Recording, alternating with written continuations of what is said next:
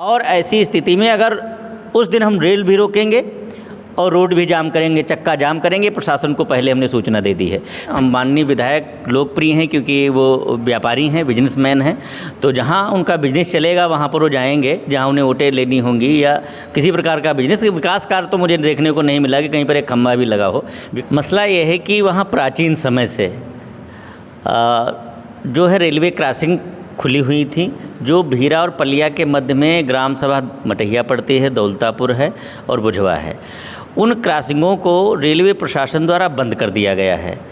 बंद कर दिया गया है तो रेलवे के उस ओर जो किसानों की हज़ारों एकड़ ज़मीन है, वहाँ पर कृषि यंत्रों को ले जाने में, ट्रैक्टर ले जाने में, ट्राली ले जाने में, जितने भी कृषि यंत्र हैं या खाद ले जाने में, बीज ले जाने में, अनाज जो है फसलों को लाने में बहुत कठिनाइयों का सामना करना पड़ रहा है। कम से कम 30 किलोमीटर घूम के जाना पड़ रहा है नदी के पास, और इसलिए किसानों को बहुत सारी दिक्कतें हो रही हैं।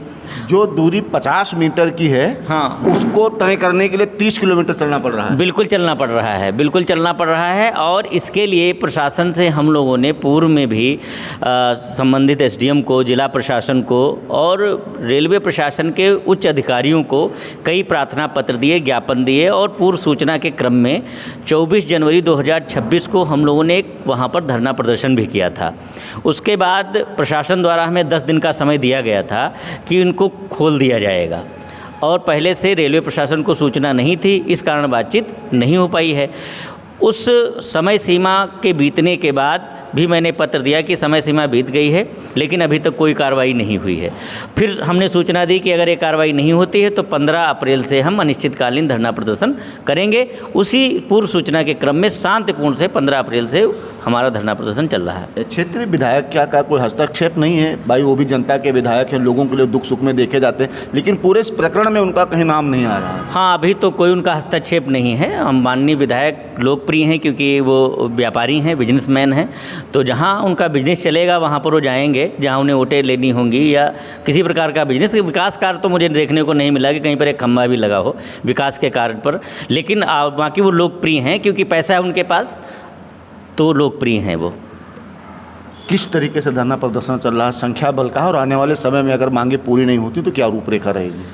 चूँकि पहले प्रशासन द्वारा बताया गया था कि अभी भी बताया जा रहा है, उप जिलाधिकारी महोदय का कहना है कि हमारे स्तर का मामला नहीं है, रेलवे प्रशासन इसको देखे।